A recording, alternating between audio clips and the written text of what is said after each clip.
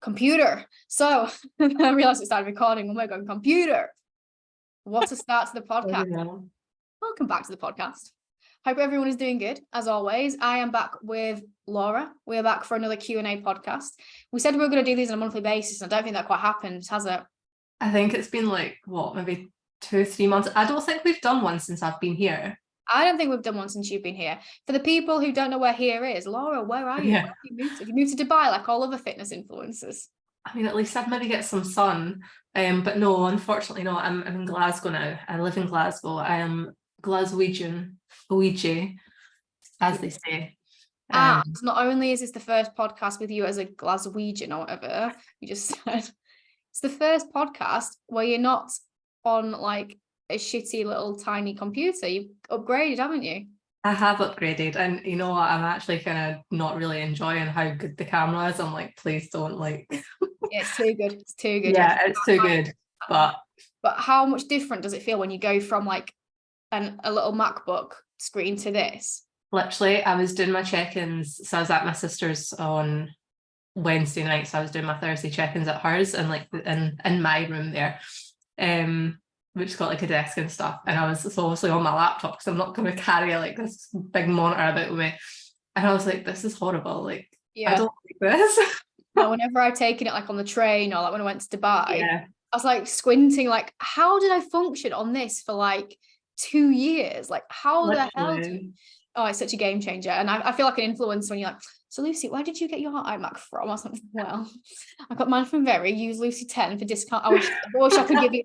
Because the thing is, with like an iMac, 10% discount would go a long way. I got 20% off mine on Very. I mean, you got 20% off yours. I got 20% off it. It was like one of the ones where it's like your first order, and like there were certain things you couldn't get it on, but like I got it on this. What? I was 20% on an iMac is a lot of money. Yeah, it was a decent amount. I was like, oh, thank God. Well, because it wouldn't let me do like the pay it up. Like I had to pay for it all in full. Like I didn't have an option, and I was like, bloody hell, like that's a lot of money. And it was like 20% off. I was like, all right.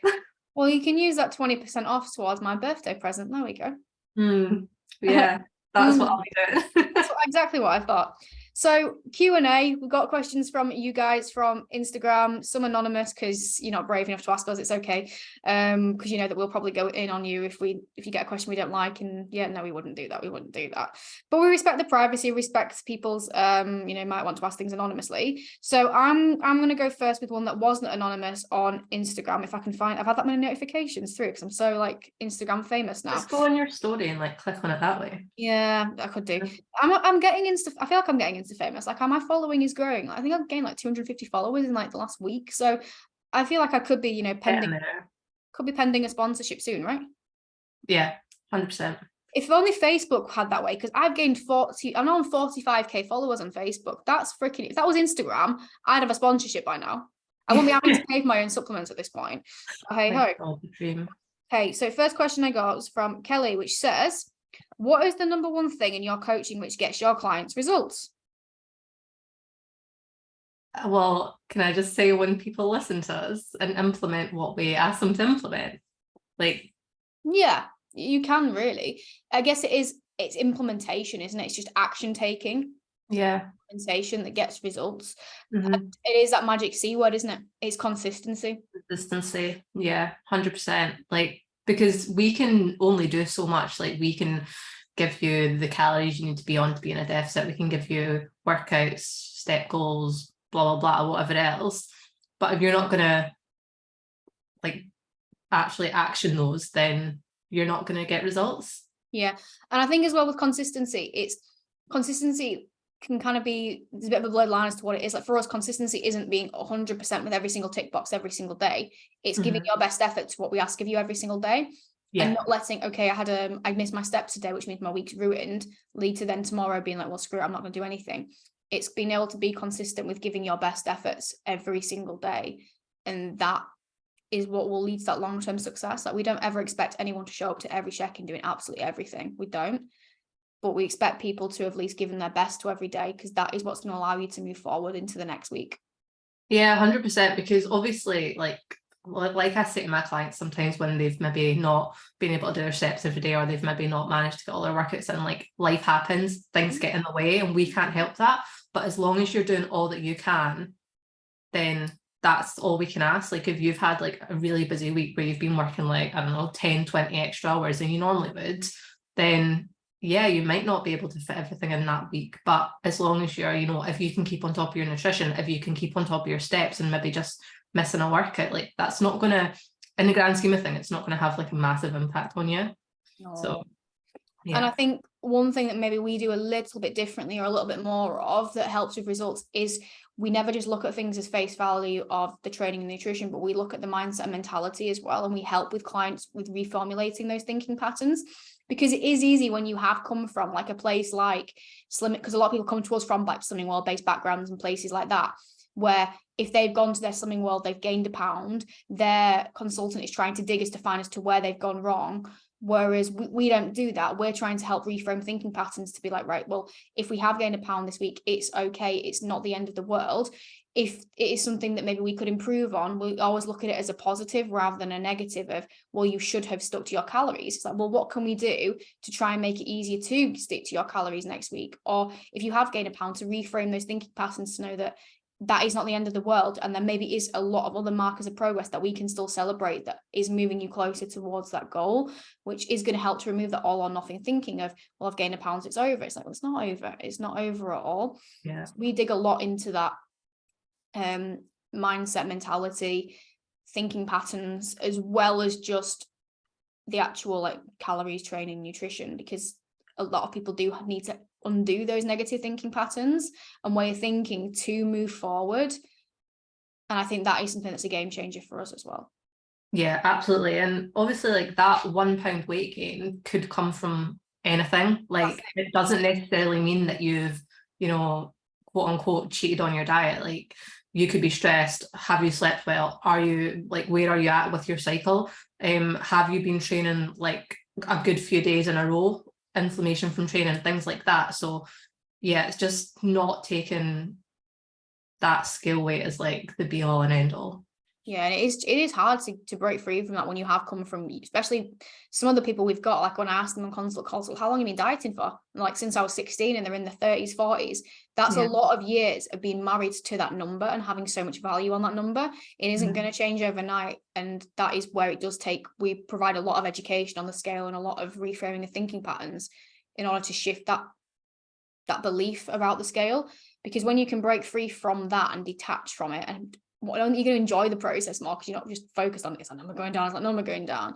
But you can actually really learn about it as well, and actually be quite empowered by understanding your own scale weight and understanding your own body's fluctuations. I actually think it's quite an empowering thing when you can be in that position to be like, okay, my scale jumped up to pounds, and I know my scale always goes after a training day, and it's like completely being neutral about it. That's when you know you've reached a really good point with it. We've gone off on a bit of a tangent there about scale weights, but I think it's all right. No, I think it's relevant. like one question lasts 20 minutes. Always. And speaking of that, then, before we go off into a whole essay about why we get the best results because we're the best, do you want to answer a question? As in, Do I want to ask one? ask as in, yeah, sorry. I was like, what, do you have a question for me? Well, yeah, I do, but I feel like we should try and take it in turns. So you can do the question. I'll ask the question. So I've got one. What fitness fads can get in the bin? All of them? All of them. Yeah, that was what I was thinking when I read the question. I was like, yeah, all of them. All of them. Anything that's a faddy approach can get in the bin, quite frankly. Like, if something fad, it's quite, I mean, to actually define what actually is a fad, it's hard to actually define, but I'm going to Google what does fad definition.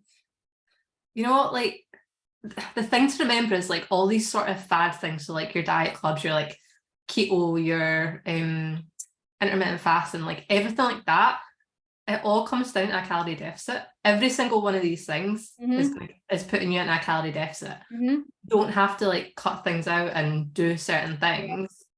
By definition, a fad, I've never found this quite interesting, an intense and widely shared enthusiasm for something, especially one that is short-lived. It's a craze.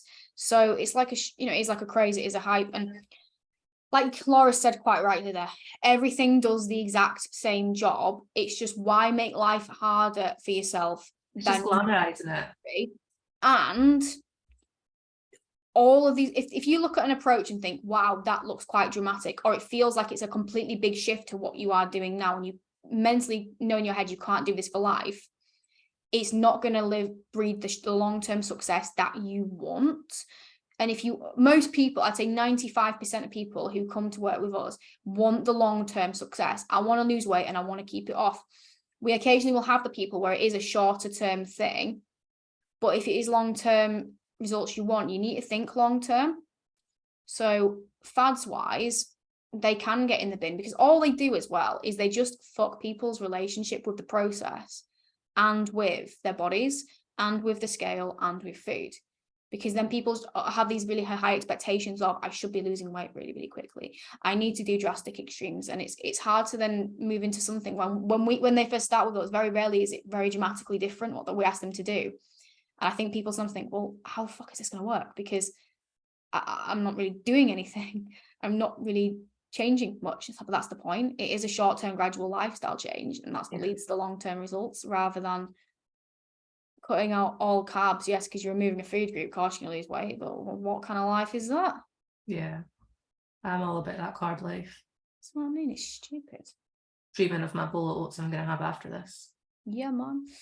I think what I don't like about the industry is people capitalize on people's thinking. So like, people now are very smart and they've realized, okay, everyone has very, very short-term, quick, instantaneous thinking, because like the Amazon Primes and how instantaneous everything is in this world. You know, people who own these diet companies have thought, right, cool, well, we can capitalize and leverage on that by thinking, how can we get people really, really quick results? And we're going to get buy-in from them. Whereas what makes me sad is the industry should be all about how can we really, really help and support people to make these lifelong standing changes to make people happier and healthier. And then obviously long-term, that is going to reduce things like, you know, the problem we have got with like obesity and health issues that are just naturally increasing. It's like, that should be the focus.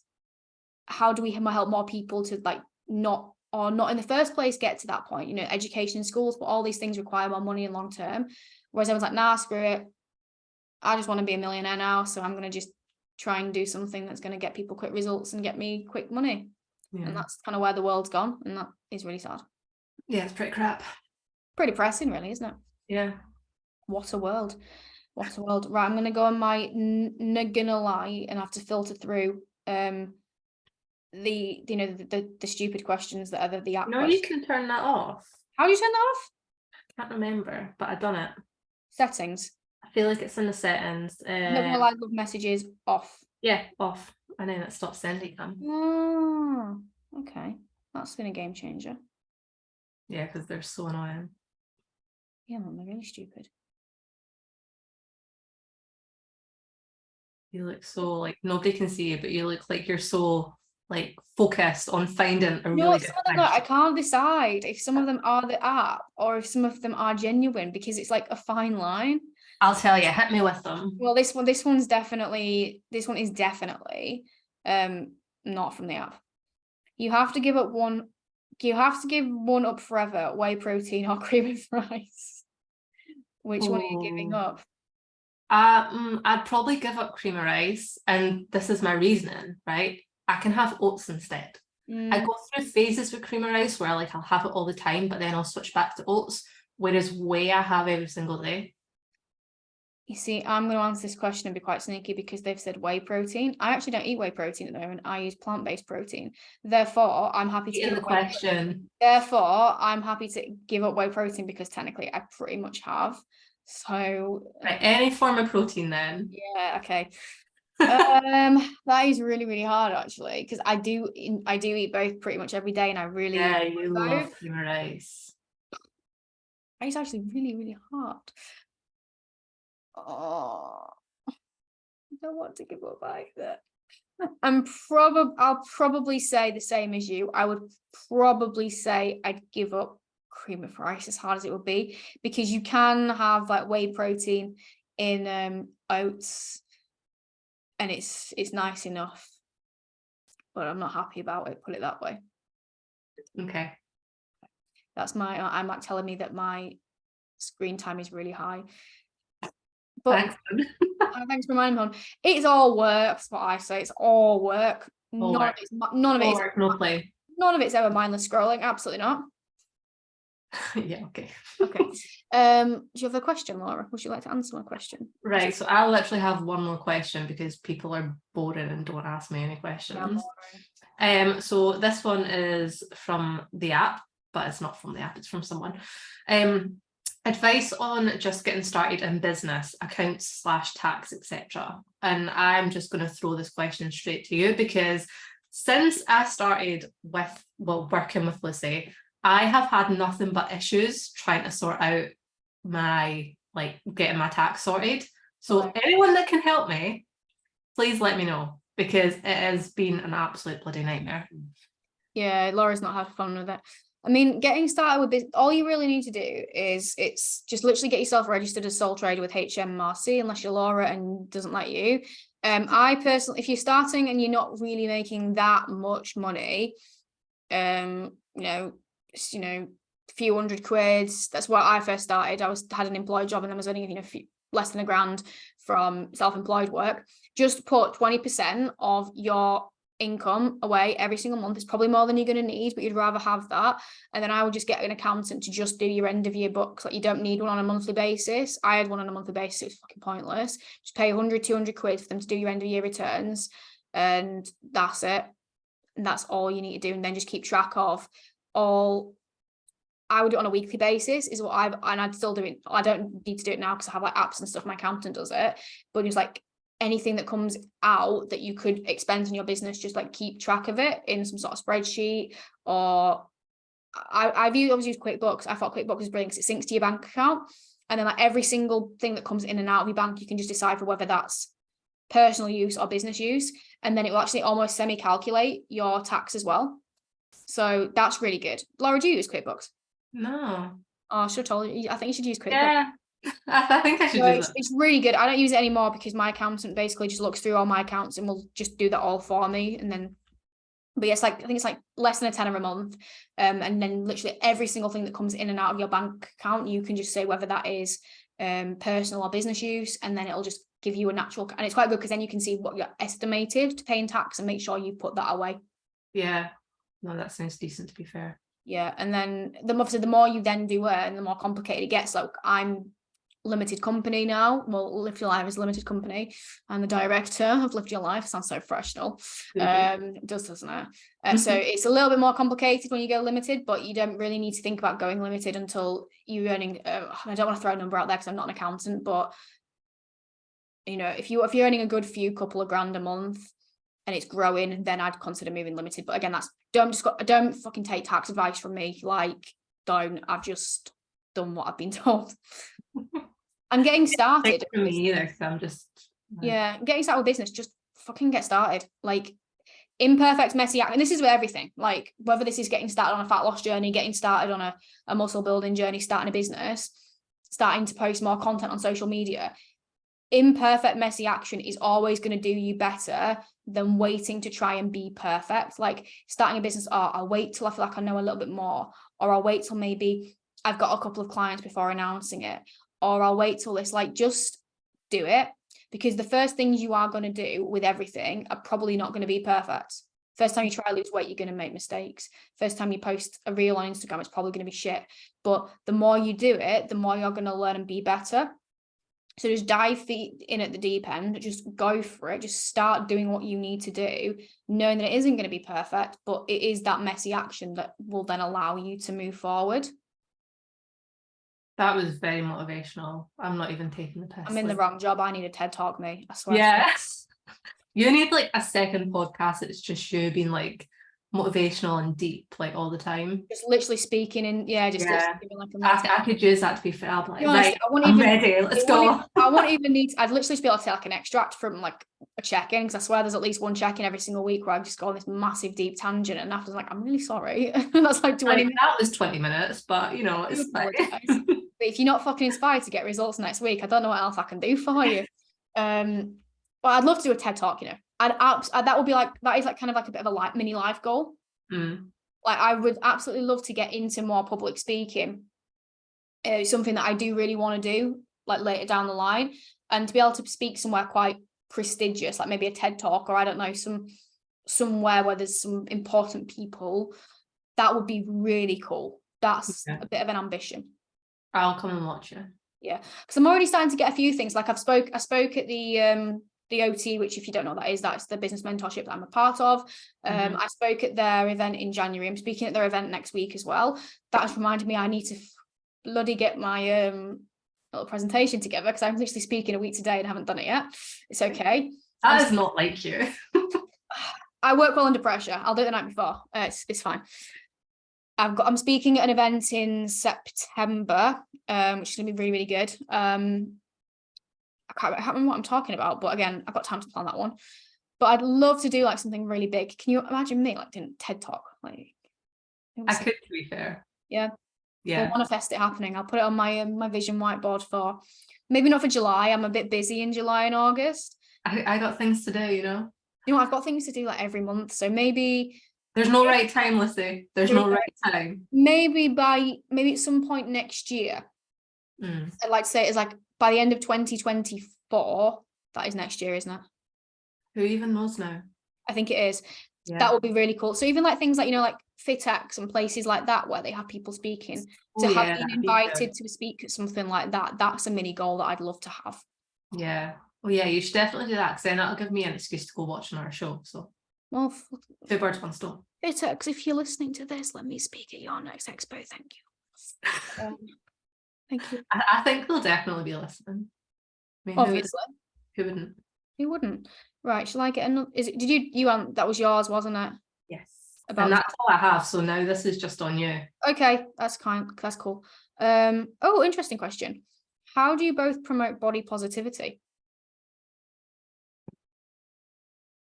I don't quite get the question. Like, I think what I'm trying to get at is, how do we on social media not just promote like you have to be super lean and just being like, you know, compassionate about your body? And I think, to be honest, the way we do that is just with our message generally, because our methods in coaching is, and we will explicitly say this to people, we explicitly say in our content, is about confidence. We never say what confidence is. We never say, okay, we want our client, you know, our client is amazing, they lost 20 pounds and lost 3 dress sizes and that's why they're happy. It's like, no, they're confident because they've proved to themselves that they can do it. They've proved to themselves that they can get to a body place where they are confident. They have managed to lose that weight and keep it off for the first time. And like, none of our clients are shredded lean. Our clients are all of different body sizes. They start at different points. They're finishing at different points. And everyone's version of confident and happy in their body is different for every single person. Yeah. And we do show that. Do you know what I mean? Like, every single client and every single result, it doesn't matter what stage they're in the journey, whether they're 2 weeks in and in 2 weeks they've maybe lost a couple of pounds, but already feel confident enough to you know, wear shorts or whatever. That's huge. And we're going to celebrate that just as much as someone who's managed to lose 3-4 stone. Do you know what I mean? It doesn't make it different. It's the confidence wins over anything else. Because that's the shit. Attitude, but like, we share a lot of. Yeah. And I try and document, like, we document us at every stage of our journey on socials as well. Like, I could easily just share all of the old pictures that I have of me being like, well, apparently I was never shredded according to the shit that I'm getting on Facebook. One of my Facebook videos, by the way, guys, has gone a little bit viral. I'm like over 500,000 views, which is insane. Again, where's my fucking sponsorship? But hey ho. And like, the comments on that are just absolutely nuts. Like, people being like, because I was talking about how the video is all about, like, where I was saying, like, you don't, you know, being super lean, I wasn't my happiest. And I guess that's another way that I'm promoting body positivity, by saying that. And people like, oh, you were never shredded. And I was like, well, I was very fucking lean. Very, very lean. And that's not the point. But the point is, yeah, that I could just put all of those pictures on socials, because when I was that lean and putting that out there, my engagement was higher. Yeah. It was. Like, my videos got more views, my pictures got more likes, everything got more. And I could be like, well, okay, I could use that to my advantage, you know, to get more followers, to get more people engaging with my content. I could do that. But that's not what we're getting out there, because I don't want people to think that that is what you should strive for.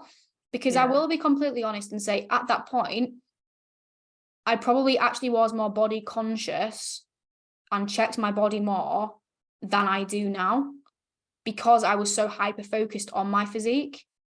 So I don't think it actually made me, yes, I was more confident in that I was like flexing in the mirror, like, "Ooh, look at that tricep." But in terms of Yeah, you actually, still do that now. yeah, I do, to be fair. But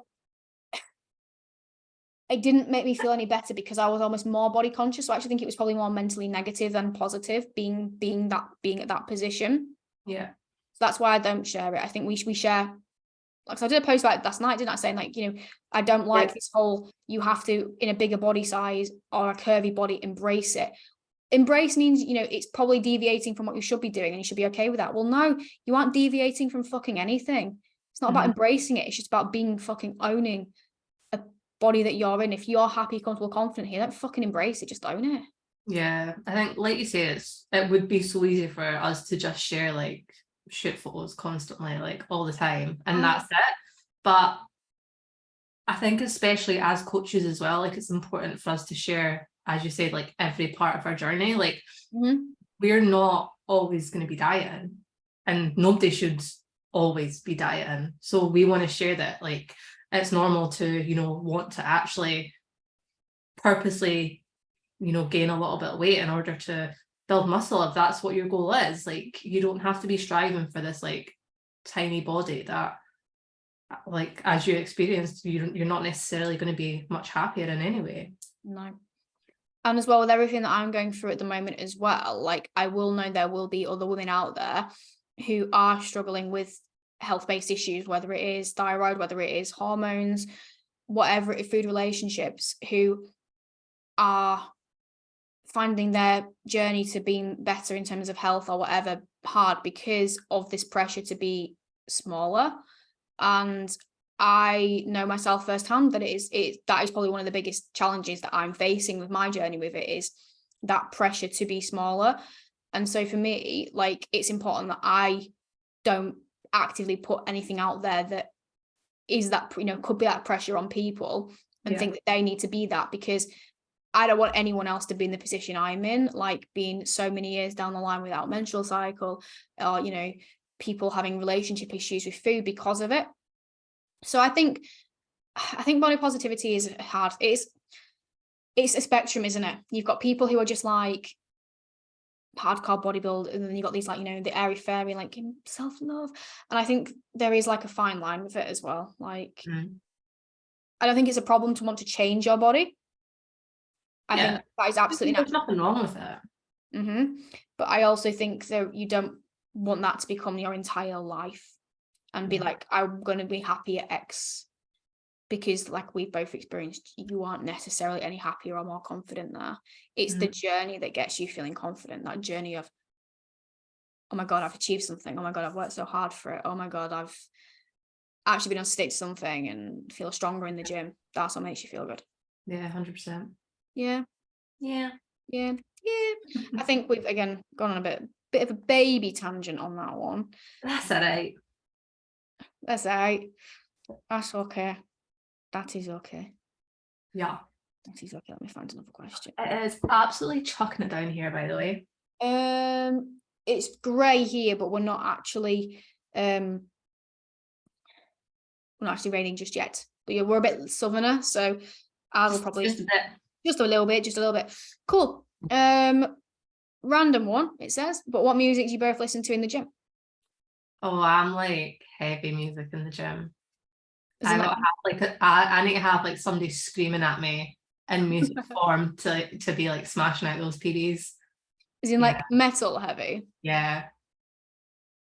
Like not all songs, but like they're all sort of like rocky. And then there's like certain songs that I'm like, if I know like I'm gonna find something like a bit tough and I need that extra something just to like push me through it, it's gonna be like a heavy song. Yeah. Back when I was actually like pushing myself more in the gym, I was quite the same. So I listened to quite a lot of sort of angry, like heavy metal, listen to like hardstyle. I'd often listen to like dramatic film music that was very emotional and be like, imagining I'm in like Gladiators. I don't know. It was a bit crazy. But obviously now the way I train is very completely different. So I don't train to failure anymore. I'm only training 3 days a week. My intention with training is not to be progressing. It's just to maintain. It's for health, mental and physical. So I just listen to whatever makes me feel happy that day.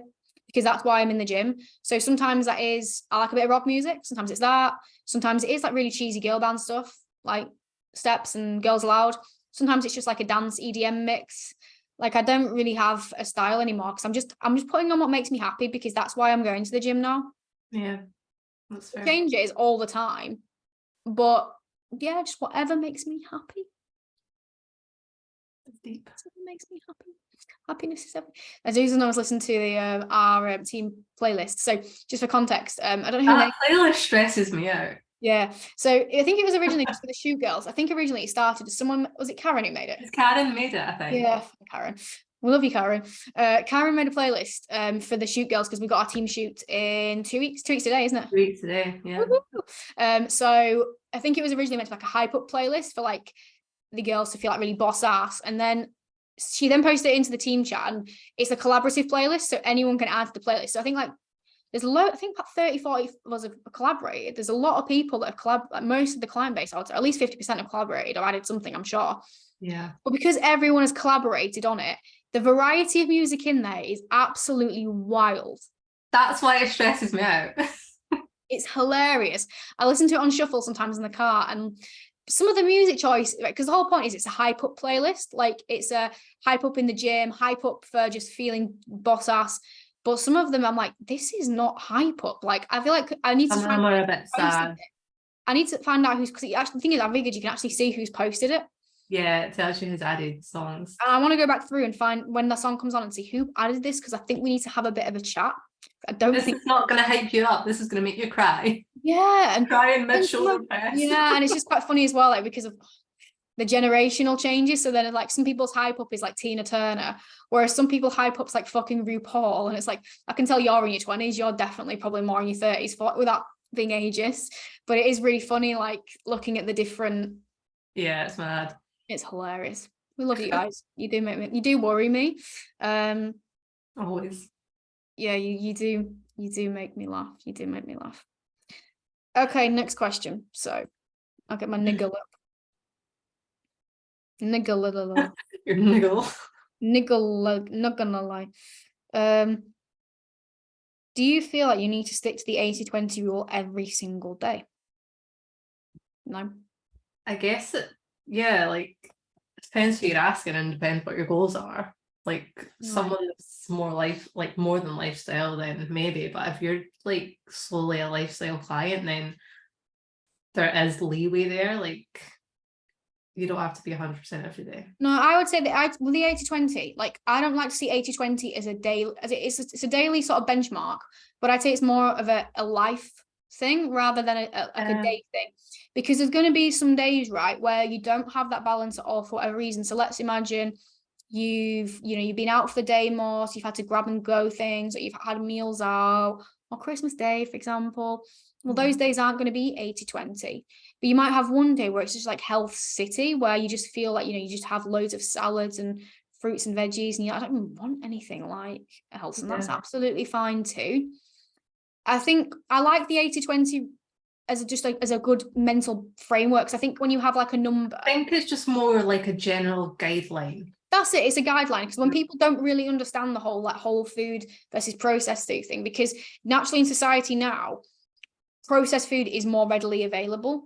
Like most people, if you look at the majority of people's diet, like how many people in a natural normal human diet have more processed foods, and when you actually look at how many plant-based sort of healthy foods are in their diet, it's very minimal. Whereas that's what we should really be eating more of, just for purely health reasons. That's what our body has been designed to eat and process. That's where the nutrients are that our body needs to thrive and do what it needs to do. And we just don't eat like, society doesn't eat like that anymore for whatever reason. It's shifted.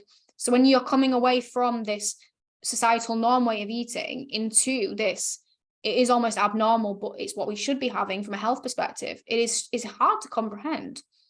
So to have a benchmark of roughly 80% this, roughly 20% this is good, isn't it? Because it gives you that clarity of, well, that's the kind of balance I should be sort of having. But I don't even like to use the word should, because it's like, well, you should be doing this. That's the balance I want to strive to aim to have.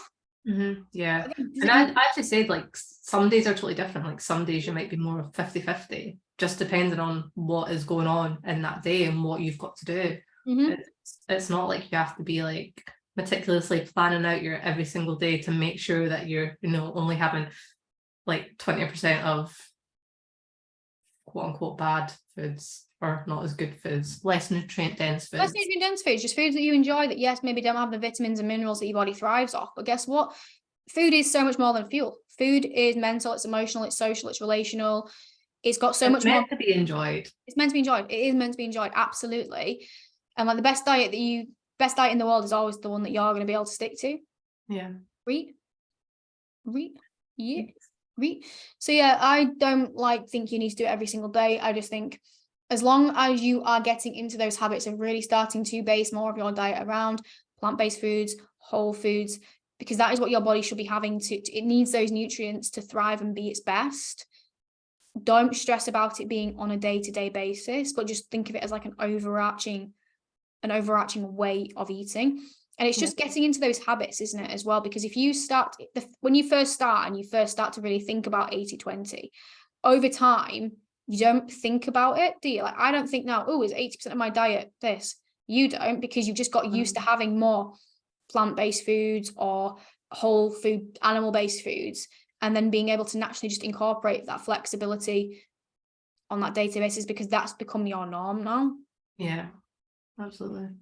Don't you think it's mad to think that I used to eat in a different way? Do you ever think that?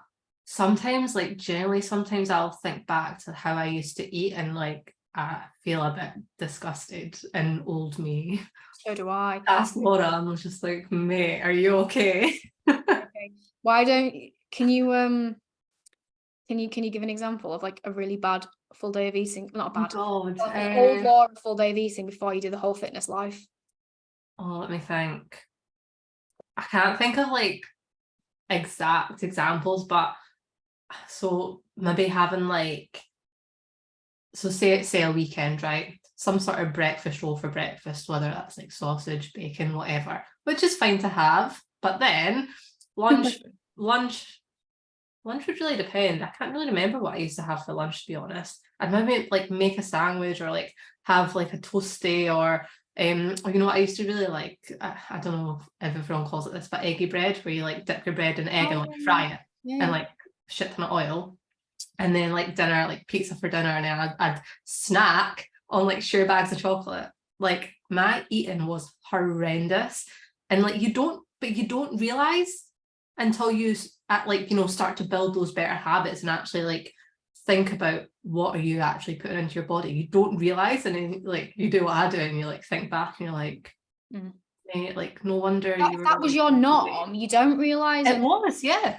Like it was. And it is normal to just eat that kind of food now, and you are seen as, this is why people find it challenging as well, because you're seen as the abnormal one for doing it. Like I was speaking to a client yesterday, like the office cake culture is fucking horrendous in this country. I love cake. I think cake's brilliant, but the culture of there's always cake in the office and there's always cake on Fridays is a problem, I think, and it creates a lot of pressure. So one of my clients messaged me like, Luce, I'm in the office today, and like, oh my god, there's so much cake around. I'm finding this really mentally challenging because it's everywhere, and then people are asking, why don't you want any? And like, it's all. What I actually said to her was like, well, don't tell yourself you can't have it. Just tell yourself you're choosing not to have it because you're putting your values first. And I think that's a bit of a game-changing mindset shift. If any of you were in the office, you can have that cake, right? If you want that cake, you can have it.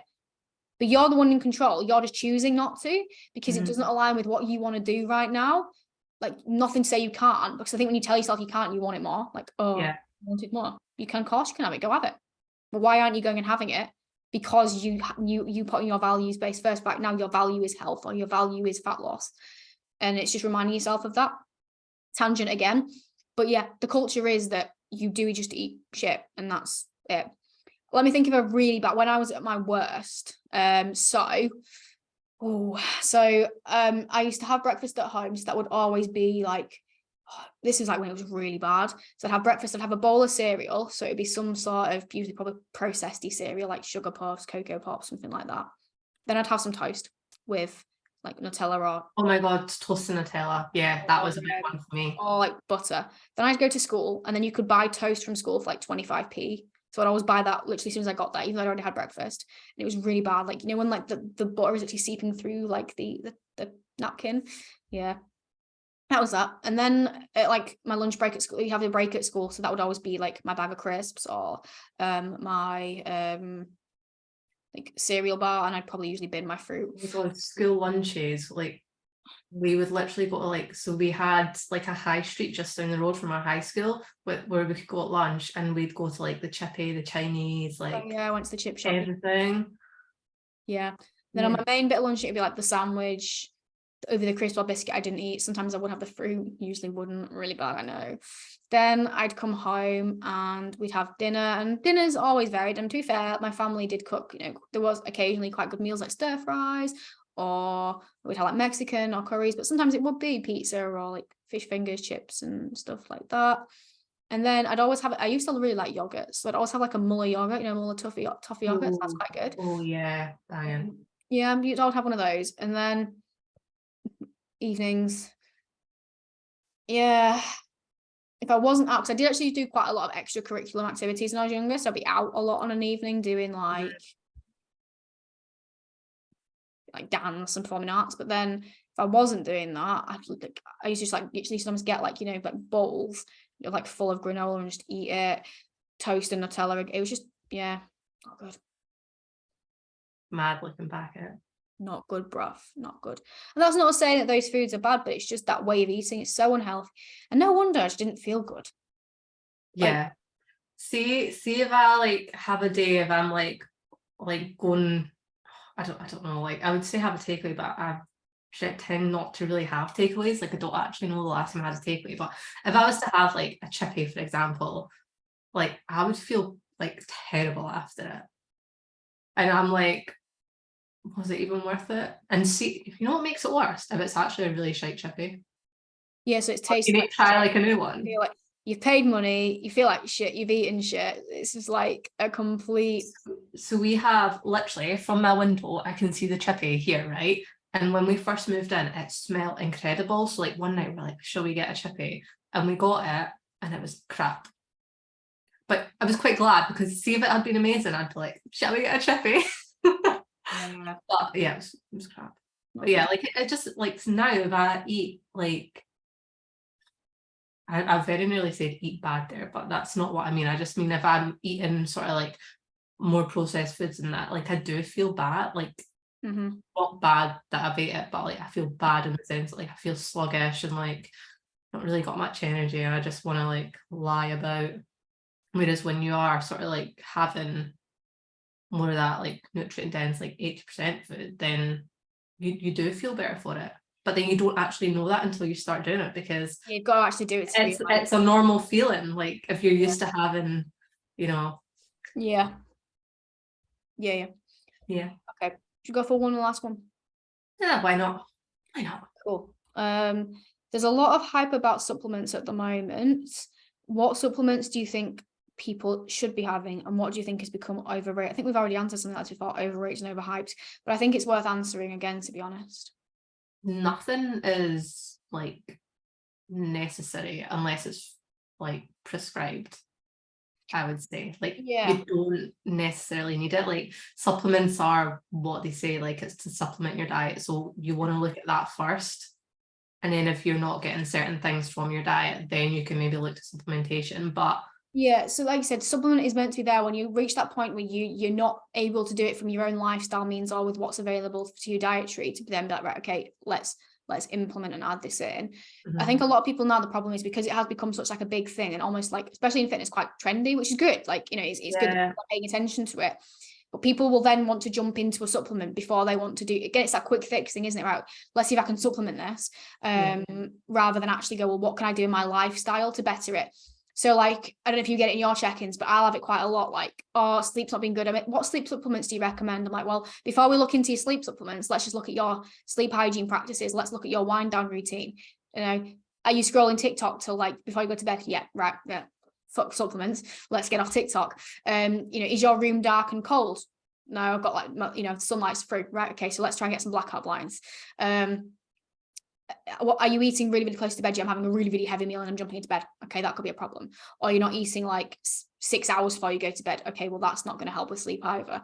So it's looking at what you can do from a lifestyle or dietary practice first before you then put the supplement in. I think that's why people go wrong.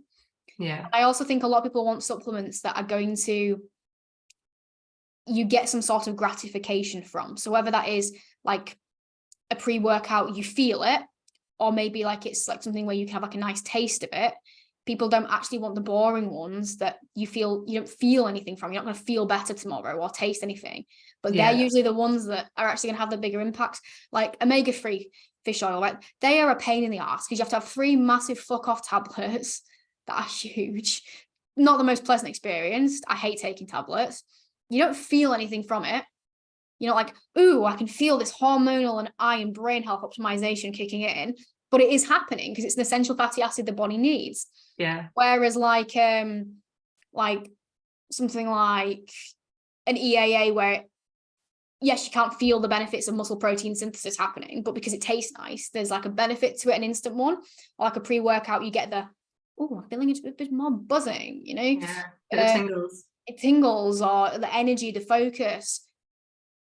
It's usually the boring ones without any sort of gratification that people don't bother with, but they're usually the ones that people can actually benefit from more from an overall health perspective, like your vitamin D, your vitamin C, magnesium, omega-3. So that's my one. You what? All the boring ones. All the boring ones, yeah. Right. And then it is like, again, when people then do want to implement things, just make sure you've done everything first from what you can do naturally before you spend your money on it. So things like, I've had a lot of questions about, do you think I need some sort of digestive supplement? And it's like, well, your fiber's in the gutter, so probably not. We could look into your fiber first. Or are you actually eating mindfully, or are you eating whilst also scrolling TikTok and not even thinking about it, and it's gone in seconds? So I think that's kind of my not issue with it, but I think this is where people are going wrong now, is they're trying to supplement everything before actually thinking, what can I actually do myself to improve this for me? No, 100%. Don't get me wrong, I like supplements. I think they're brilliant, and I do think they're fun at times. I know I've got literally supplement shop in my cupboard. But that's what I would say with a lot of people. Yeah, agreed. It's again the quick fix thing, isn't it? It's like, can I do this quickly with a supplement? Well, no. No, you can't. I save you fucking money, like, some of these supplements. They're expensive. It's not a cheap game. Like the amount, if I had to buy every single supplement that I use in one go, you'd be skint. I think it would actually be the equivalent of a fucking mortgage or rent. Like, I'm not even kidding. It's mental. But that's because a lot of the things I know are going to benefit me are for like the hormonal, and some are just choice, but some are necessary for where I'm at. That's okay. Yeah. And on that note, I think we should leave it here. Do you? Wrap it up here. Wrap it up right here. I agree. I've got so much shit to do today. It's fun, wild Saturday in my world. What are you doing? What's the rest of your day looking like, Laura? Well, I have already been to do my cardio. Excellent.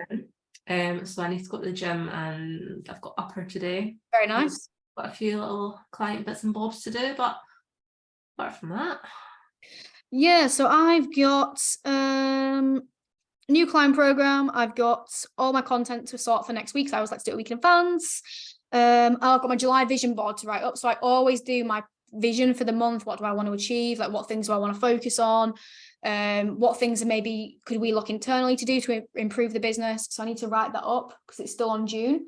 But you know what's really interesting? How I was having a moan at you, wasn't I, Laura, about this month? Like, it's been shit and this not gone the way I planned. To be fair, the actual one of the targets we haven't hit, but 2 of the ones we actually have. So it's actually not been bad. It's been good. Someone's very good. Oh my god, you know what I actually found? And let's just share it on the podcast. I meant to send you it the other day and I totally forgot. I took a screenshot and everything. How dare you forget?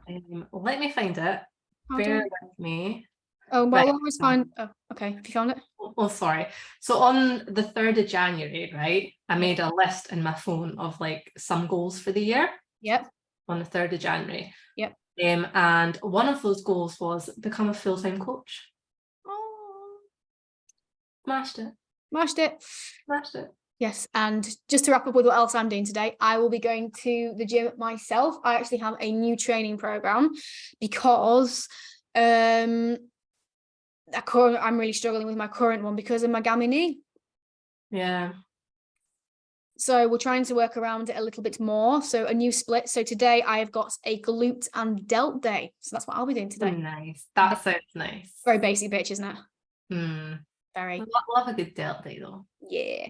And so on that note, we're going to crack on with our day. I hope you've enjoyed our little Q&A, and we will be doing one again within the next month. That you can. Yeah, that's the point. We say this probably October before we do our next one, but we'll try not to. And yeah, we'll catch you on next week's episode.